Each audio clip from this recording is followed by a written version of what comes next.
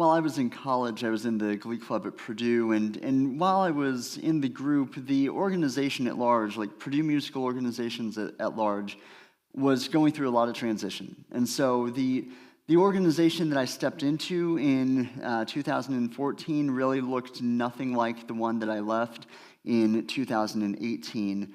And one of the things that was changing in that period of time was the actual intentional use of sheet music and learning the specific vocal parts of a song. Yes, I'm aware of how weird that sounds for a choral organization. But even into the early 2010s, the Glee Club was, in a lot of ways, just singing a lot of their stuff by ear.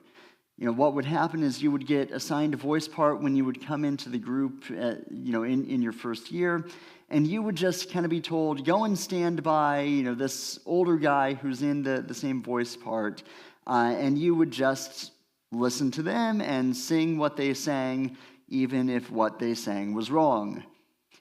It's not that they didn't have sheet music, it just was an issue that they would pull it out to learn a song and then put it away and never look at it again and not really ever use it again. So by the time I came in, we were using sheet music for everything. We were pulling it out at every rehearsal and using it on a regular basis. And the director actually at that point was making the upperclassmen relearn many of the songs that they'd been singing for 2, 3, and 4 years because they were just straight up singing the wrong parts.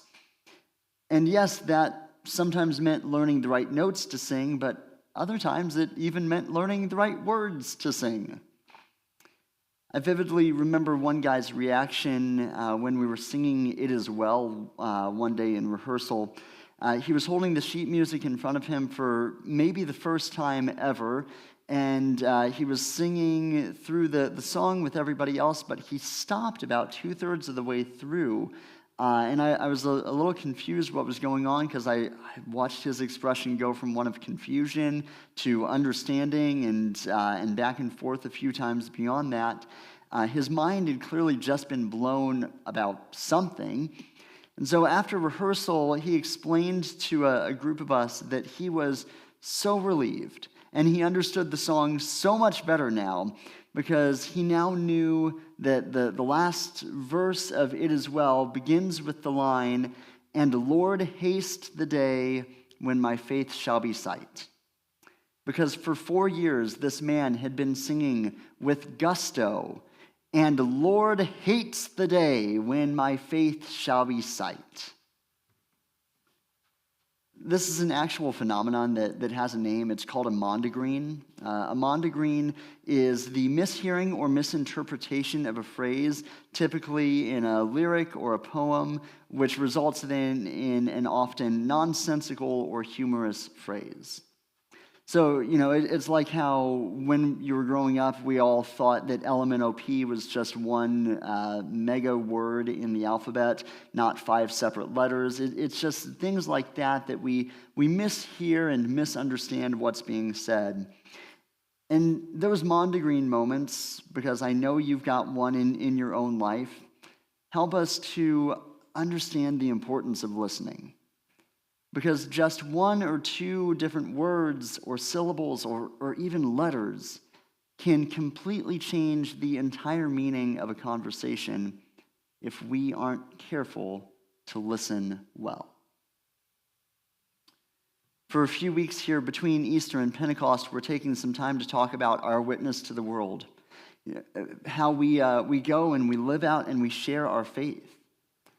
Conceptually, as followers of Jesus, I think we all know that Jesus' life, death, resurrection, all of it is good news for us and for the world. Because it is good news. It is a good story. Jesus' story is not just good news, it is great news. It is the greatest news the world has ever heard, and it is the best story that the world has ever been told. But so often then, we get told that good news, and then when we get told that it is our job to go and share that good news with others, we freeze.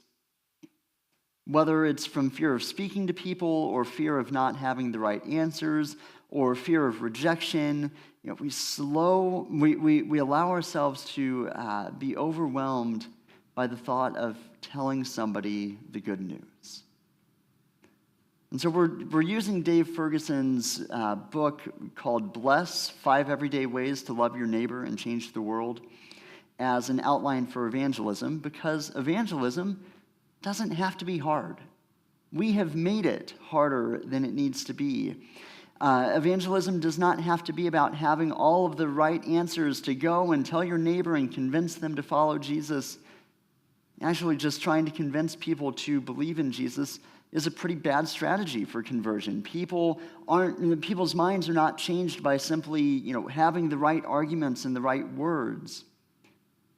Simply loving on people and being a blessing in their life, on the other hand, is a highly effective strategy for evangelism, because people become more open to the possibility of their life being changed when they see that yours already has been.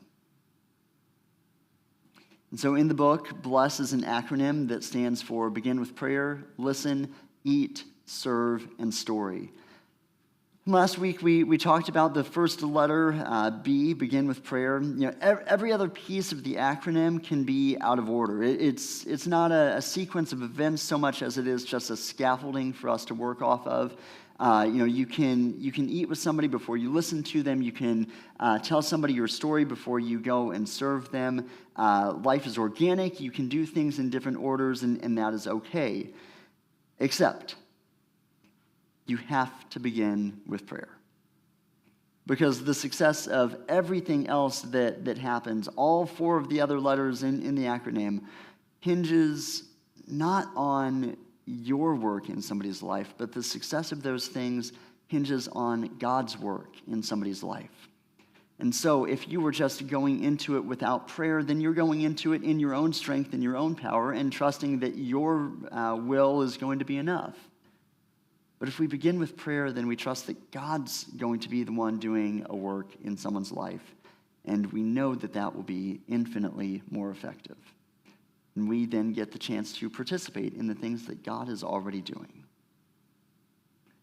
And so now this week, the next step in the Bless rhythm is to listen. In order to understand people's stories and contexts, their needs, their spiritual hang-ups, their life, we need to be prepared to listen. Ferguson says in his book, the opposite of listening is not speaking, it is waiting to speak. There's some truth in that, because I can't tell you how many conversations I've been in over the years where, whether I'm the one doing this or having it done to me, either way, but where we're having a conversation and one person is talking and trying to make their point, and the other person isn't actually listening to what's being said so much as they are thinking about how they're going to respond to it. That isn't listening. That is preparing to speak. When we actually stop and listen to people, though, and listen to their hearts, their stories, their rhythms, their needs, we get to know the things that make them them. And let me tell you, the odds of you converting a stranger on the streets to put their faith in Jesus, it's pretty slim. But the odds of you bringing someone to Christ that you have a long-term relationship with, you have poured your life into, you have listened to their story, you can actually contextualize the gospel, the good news, into their life based on the things that are going on in their life, the odds of you helping somebody like that come to faith are pretty significantly higher. But in order for you to hear someone's heart and hear someone's story, you have to be willing to listen. Because Jesus is good news for anyone and everyone. But the way in which he is good news for you might be contextualized a little bit differently than the way in which Jesus is good news for me. In my life, part of the reason that Jesus is such good news is because he is a God who heals, and he is a God who provides. Because of my story and who I am as a person, those two things are deeply significant to me. But for an addict, Jesus may be good news because he has the power to set us free from the chains that bind us. Or for somebody from a broken home, Jesus and God at large may be good news because we know that our God is a good Father who cares for us. But you will never know what could make Jesus good news to people if you don't first stop and listen to their story. There's this story in the Gospel of Luke, chapter 18, where Jesus is on his way to the Passover feast in Jerusalem, and he's passing through the town of Jericho. It's kind of the major highway just not far from Jerusalem. People kind of had to pass through Jericho to get to Jerusalem for the most part. And in the midst of the story then, Jesus asks something that, honestly, as I read it without thinking more deeply about it, I would say Jesus just asks this guy a dumb question. Even and especially as the God of the universe, Jesus is asking a dumb question here. But I think there's more to it. So the story begins in verse 35. As Jesus approached Jericho, a blind man was sitting by the roadside begging. And when he heard the crowd going by, he asked what was happening, and they told him, Jesus of Nazareth is passing by. And he called out, Jesus, Son of David, have mercy on me. And those who led the way rebuked him, told him to be quiet, but he shouted all the more, Son of David, have mercy on me.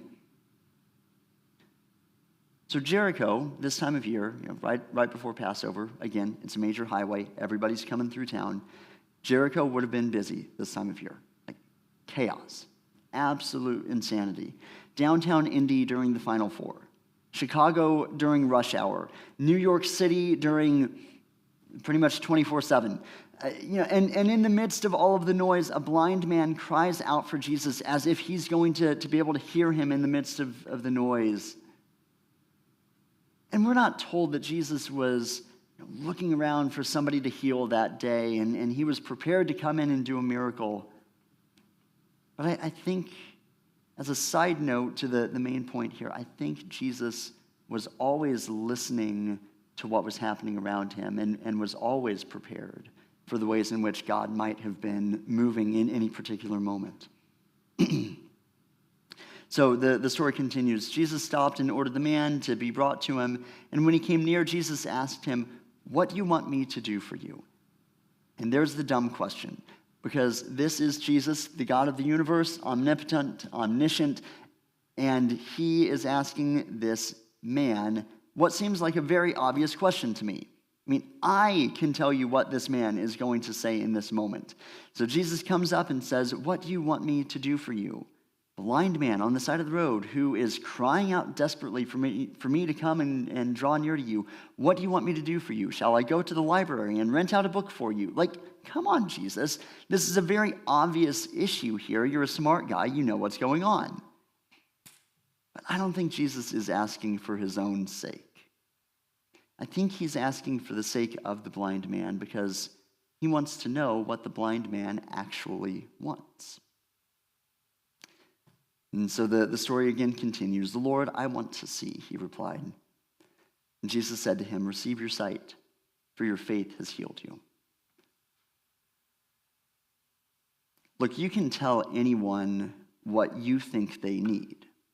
And actually, sometimes that's a really helpful thing, to have an outside perspective, somebody looking into your life and saying, hey, this is the thing that's going on that you need to address. Because sometimes, we're not able to see the deeper needs in our life for ourselves. Sometimes, we lose the forest for the trees. But if you don't see or understand the actual deeper needs in your life, then you're not going to appreciate the help that somebody offers to you in that moment. If your car won't start and you think you're out of gas, but somebody comes over and realizes, oh, your battery is dead, let me come and jump it. But, if you're prideful enough, no, I know what's going on.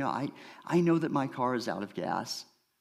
Their advice to jump the car, it's not going to mean quite as much. It may not mean anything because it's not the thing that you think you actually need in that moment.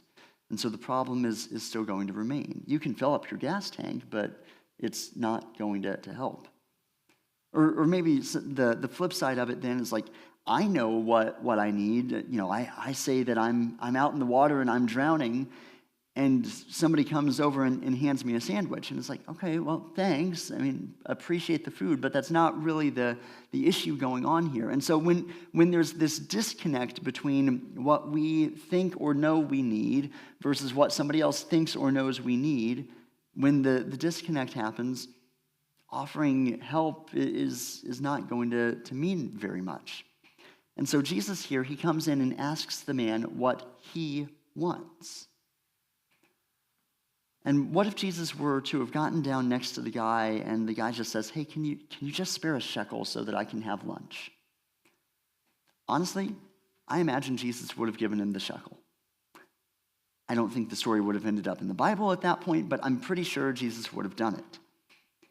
But the man also would have missed out on what I'm going to assume was the most significant miracle of his life. The fact that Jesus asked the question, though, I think tells us something really important. Jesus did not assume that he knew what people needed. Because this isn't the only story where this happens. Jesus actually does this many times, where he asks someone what they want him to do rather than just going and doing it. He asked questions of people. He was inquisitive about people's life.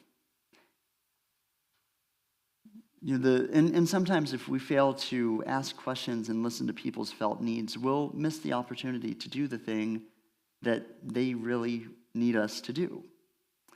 The story's been told of a missionary who went to a remote village in India with a team of people at his back, tons of supplies. They were ready to go in and change and transform this community. And so they came in, they offered to build whatever the community needed. They said, we can build you a medical building, we can build you a school, a church, whatever it is that will be most helpful to you all in the community.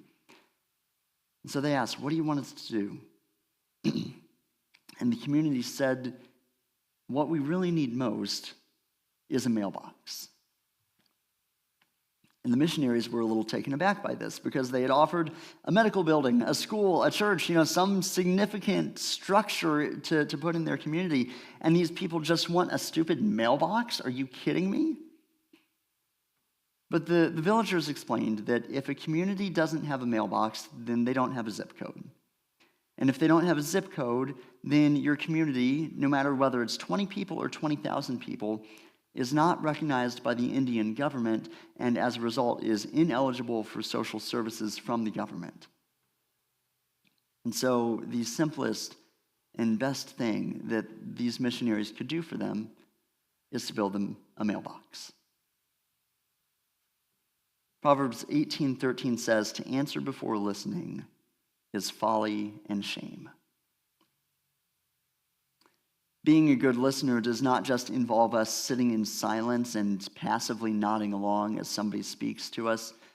Sitting and not talking does help in the listening process, to be sure, but being a good listener involves being inquisitive. Ferguson says that one of the ways that we can become better listeners is by coming to every conversation prepared with the 4 H's of listening: history, heart, habits, and hurts. So history, what's somebody's story? Where did they come from? How did they get to where they've gotten in life? Heart, what are they fired up about? What are their passions, their teams, their tastes, whatever it may be, but what gets their heart beating? Habits, what are their rhythms? Where do they go every day? What are the things that they do on a regular basis? What do they do with their free time? What are their hobbies? And then hurts, where are the pain points in their life?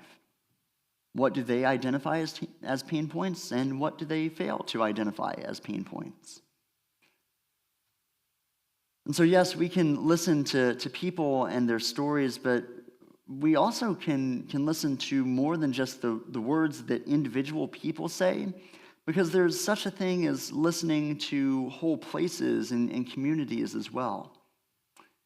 When I got appointed to the community fellowship 2.5 years ago, I'll level with you, I had never heard of Jamestown before. Had no idea where it was on a map, no idea that it existed, and certainly had no idea what it valued or needed. And so I started, and frankly, I think I'm still continuing in the process of listening to the community. Ferguson invites us to listen to a place by identifying the pain, pennies, power, and parties in the community. So pain, what are the challenges that define the community? And why have those challenges defined the community in one way or another? Pennies, what is the economic landscape of the community? Power, who are the people of influence and the major stakeholders and decision makers in the community?